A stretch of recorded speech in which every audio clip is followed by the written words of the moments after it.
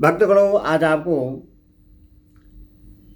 भगवत गीता का 9वें अध्याय का शेष भाग में गजराज की कथा कहूँगा। आप उसको ध्यानपूर्वक सुनें और भक्तगणों, आप इस चैनल को लाइक करें, सब्सक्राइब जरूर करें। कृष्ण भगवान आपका परिवार का कल्याण करेंगे। सुनिए। गजराज चित्रकूट पर्वत पर रहता था। एक दिन वह गर्मी से व्याकुल होकर अनेकों बड़े बड़े हाथियों और हथिनियों के साथ वरुणदेव के ऋतुमान नामक बगीचे में अत्यंत विस्तृत सुंदर सरोवर के तट पर पहुंचा। तदंतर वह सरोवर के अंदर घुस गया और अमृत तुल्य जल पीकर हथिनियों और उनके छोटे छोटे बच्चों के साथ खेलने लगा। उस सरोवर में एक महान बलवान ग्रहा रहता था। ग्रहा ने गजराज का पैर पकड़ लिया। गजराज ने अपना सारा बल लगाकर उसके पैर छुड़ाने की चेष्टा की, परंतु वह न छुड़ा सका। इधर ग्रहा उससे जल के अंदर खींचने लगा।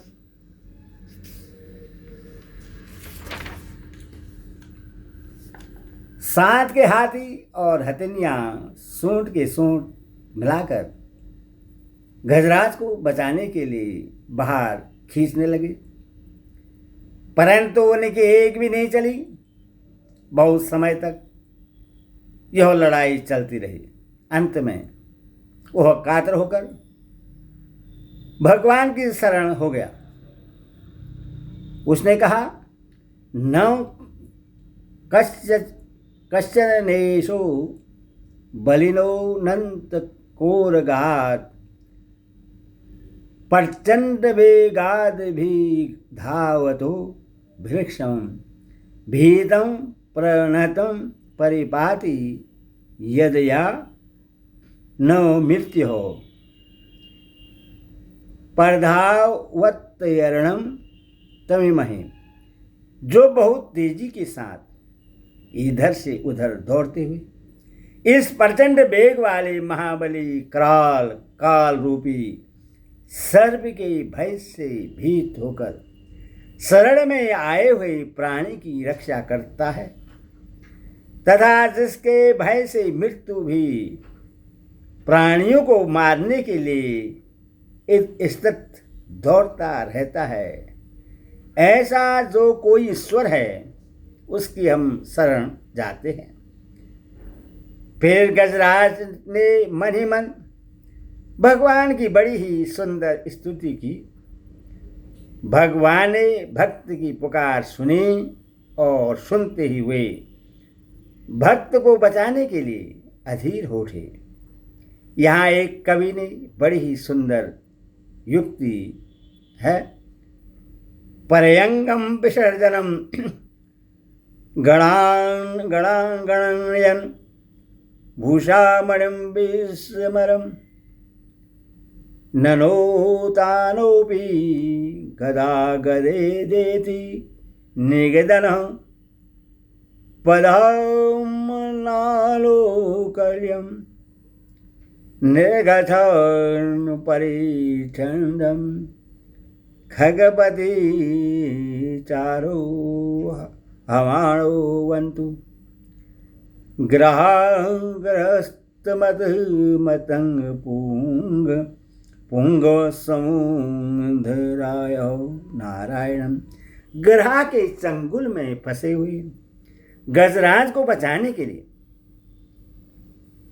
पलंग को छोड़ते हुए पार्षदों की परवाह न करते हुए कस्तूप मणि को भुलाकर उड़ते उड़ते ही गदा गदा इस प्रकार पुकारते हुए लक्ष्मी जी को भी न देखते हुए और गरुड़ पर बिना कुछ बिछाए नंगी पीठ ही चढ़कर जाने वाले भगवान नारायण हमारी रक्षा करें।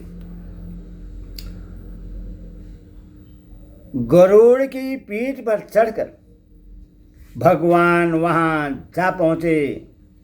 गजेंद्र ने आकाश में गरुड़ पर स्थित भगवान के दर्शन किए और सूंड से एक कमल का पुष्प ऊपर को उठाकर अत्यंत कष्ट से आर्द्र स्वर से कहा, हे नारायण, हे सबके गुरु, आपको नमस्कार है।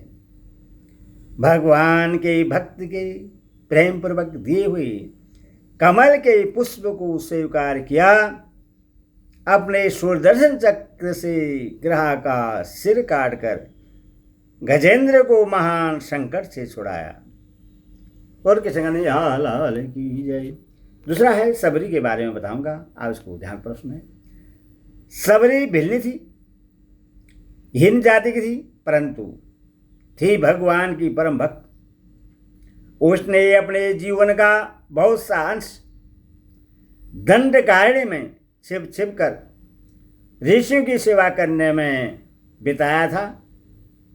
जिधर से ऋषि स्नान करने जाते उस रास्ते को झाड़ना, ककरीली जमीन पर बालू बिछाना, जंगल से काट काट कर ईंधन लाकर उनके आश्रम में रख देना, यही उसका काम था। मतंग मुनि ने उस पर कृपा की, भगवान के नाम का उपदेश किया और ब्रह्मलोक जाते समय वे उससे कह गए कि भगवान राम तेरी कुटिया पर पधारेंगे, उनके दर्शन से ही तो कृतार्थ हो जाएगी, तब तक यहीं रहकर भजन कर। सबरी को भजन का लगन लग गई और उसका जीवन राम की बाट जोने में ही बीतने लगा। ज्यों ज्यों दिन बीतने लगे त्यों ही त्यों सबरी की उत्कंठा बढ़ने लगी, यह सोचकर कि अब प्रभु पधारते ही होंगे, कहीं प्रभु के पैर में कांटा न गड़ जाए। वह जल्दी जल्दी जाकर दूर तक रास्ता बुहार आती, पानी छिड़कती, आंगन को गोबर से लीपती और भगवान के विराजने के लिए मिट्टी गोबर की सुंदर चौकी बनाकर रखती। जंगल में जा जाकर चाक चाक कर जिस पेड़ के फल मीठे होते तोड़ तोड़ कर लाती और दोनों में भर कर रखती। दिन पर दिन बीतने लगे, उसका रोज का यही काम था। न मालूम वह दिन में कितनी बार रास्ता बुहारती, कितनी बार चौका लगाती और चौकी बनाती तथा फल चुन चुन कर लाती। आखिर भगवान उसकी कुटिया पर पधारे, सबरी कृत्य कृत्य हो गई। श्री रामचरितमानस में गोसाई जी लिखते हैं, सबरी देगे राम घर आए, मुनि के बचन समुझी जिय भाई। सरस जलाचन बाहु विशाल, जटा मुकुट सिरा उर वनमाला। श्याम गौर सुंदर दो भाई, सबरी परिचरण लबटाई। प्रेम मगन मुख बचन न आवा, पुने पुने पद सरोज सिर नावा। सबरी आनंद सागर में डूब गई, प्रेम के आवेश में उसकी वाणी रुक गई और वह बार बार भगवान के पावन चरणों में मस्तक टेक टेक कर प्रणाम करने लगी। फिर उसने भगवान का पूजन किया, फल सामने रखे। भगवान ने उसकी भक्ति की बड़ाई करते हुए उसकी पूजा स्वीकार की और उसके दिए हुए प्रेम भरे फलों का भोग लगाकर उसे कृतार्थ कर दिया। उसके फलों में भगवान को कितना पूर्व स्वाद मिला, इसका वर्णन करते हुए तुलसीदास जी कहते हैं, घर गुरु गरा पीर सदन, सासुर भई जब जह बहुनाई। तब तहा कही सबरी के बलन के रोज माधुर्य न बाई। बोलो श्यावर रामचंद्र की जय। रतिदेव के बारे में बताऊंगा। कृष्ण महाराज रतिदेव सकृत नामक राजा के पुत्र थे। वे बड़े ही प्रतापी और दयालु थे। रतिदेव ने गरीबों को दुखी देखकर अपना सर्वस्व दान कर डाला। इसके बाद वे किसी तरह कठिनता से अपना निर्वाह करने लगे, पर उन्हें जो कुछ मिलता था उसे स्वयं भूखे रहने पर भी वे गरीबों को बांट दिया करते थे। इस प्रकार राजा सर्वदा निर्धन होकर सपरिवार अत्यंत कष्ट सहने लगे। एक समय पूरे 48 दिन तक राजा को भोजन की कौन कहे जल भी पीने को नहीं मिला। भूख प्यास से पीड़ित बलहीन राजा का शरीर कांपने लगा। अंत में 39वें दिन प्रातःकाल राजा को घी, खीर, हलवा और जल मिला। 48 दिन के लगातार अनशन से राजा परिवार सहित बड़े ही दुर्बल हो गए थे। सबके शरीर कांप रहे थे। रतिदेव भोजन करना ही चाहते थे कि एक ब्राह्मण अतिथि आ गया। करोड़ों रुपयों में से नाम के लिए लाख रुपये दान करना बड़ा सहज है, परंतु भूखे पेट अन्नदान करना बड़ा कठिन कार्य है।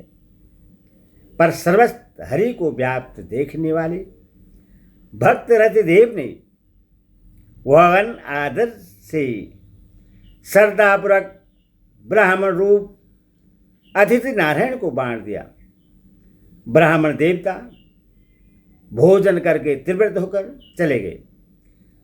उसके बाद राजा बचा हुआ अन्न परिवार को बांटकर खाना ही चाहते थे कि एक शूद्र अतिथि ने पदार्पण किया। राजा ने भगवान श्री हरि का स्मरण करते हुए बचा हुआ कुछ अन्न उस दरिद्र नारायण की भेंट कर दिया। इतने में ही कई कुत्तों को साथ लिए एक और मनुष्य अतिथि होकर वहां आया और कहने लगा, राजन, मेरे एक कुत्ते और मैं भूखा हूं, भोजन दीजिए।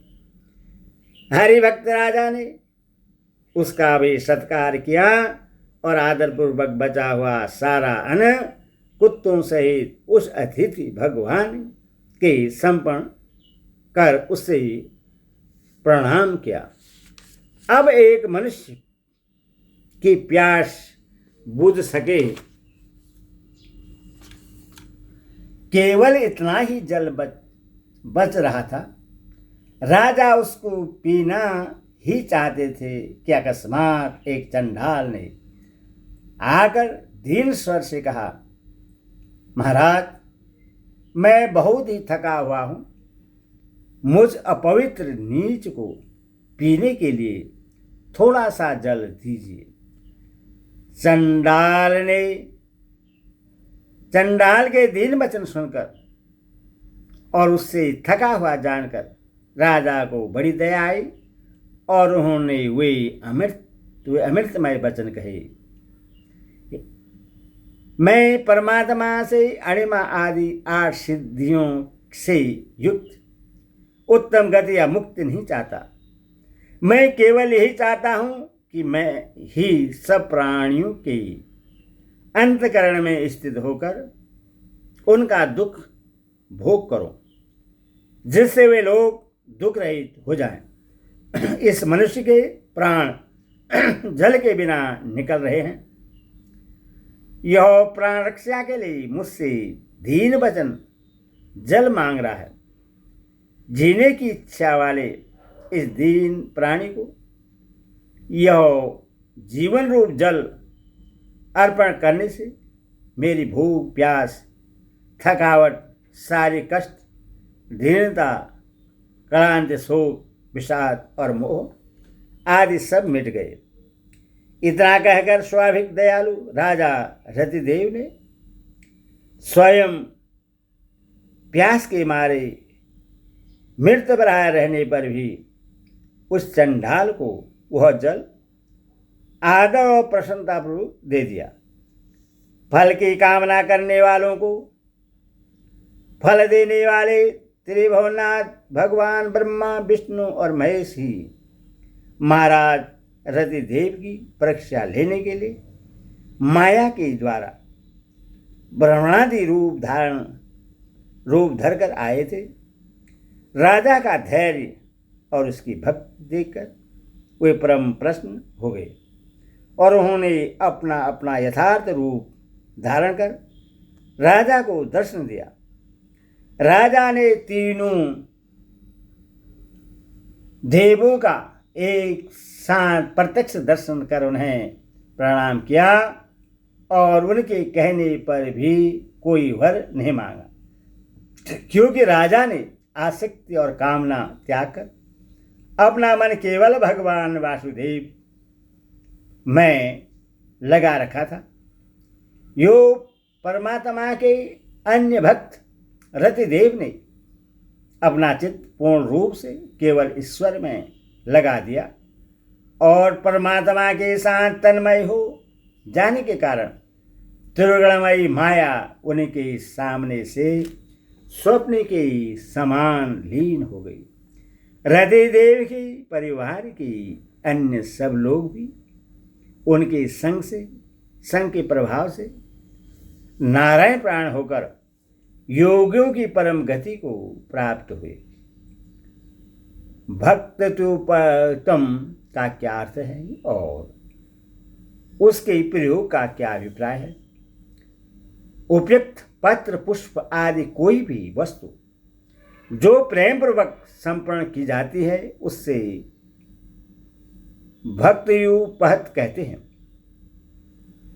इसके प्रयोग से भगवान ने यह भाव दिखलाया है कि बिना प्रेम के दी हुई वस्तु को मैं स्वीकार नहीं करता और जहाँ प्रेम होता है तथा जिसको मुझे वस्तु अर्पण करने में और मेरे द्वारा उसके स्वीकार हो जाने में सच्चा आनंद होता है, वहाँ उस भक्त के द्वारा अर्पण किए जाने पर स्वीकार कर लेने की बात ही कौन सी है।